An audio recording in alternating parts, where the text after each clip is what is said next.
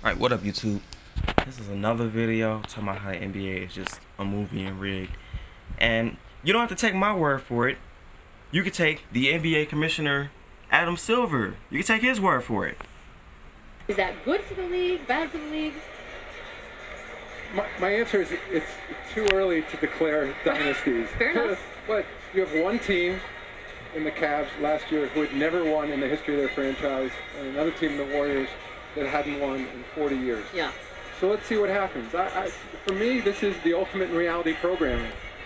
I think ultimately showcasing... Now, did y'all hear what this man just said? He said that this was the ultimate reality programming. That hadn't won in 40 years. Yeah. So let's see what happens. For me, this is the ultimate in reality programming. Reality programming, like reality TV. Adam Silver himself comes out and says that this is not legitimate basketball. It is a reality show. So if you are still in denial about the NBA being fake, Adam Silver came out and confirmed it for me. That's why they pay athletes these fantastic salaries. I was listening to the radio the other day. They just contracted to pay one player on one team $6 million a year. Can you believe this? And why is that? It's the Roman circus.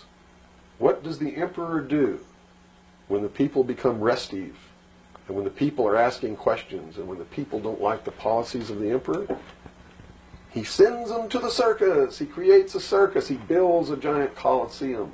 And he begins to throw the Christians to the lions. And he has great chariot races and football games and basketball games, all to keep the idiots preoccupied with things that don't mean anything in the scheme of the entire world, so that they don't have the time to learn what the truth is, so they don't ever get smart enough to learn how they're being manipulated, so they don't ever question the emperor. That's why they pay a player on a football team or a baseball team $1 million or $2 million or $3 million a year. It is the Roman circus. I know men who don't know anything in the world except who plays third base for the Mets, and they think that's a great accomplishment.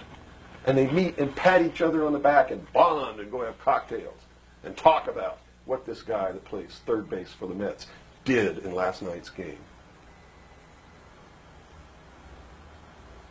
It's sad. It's really sad.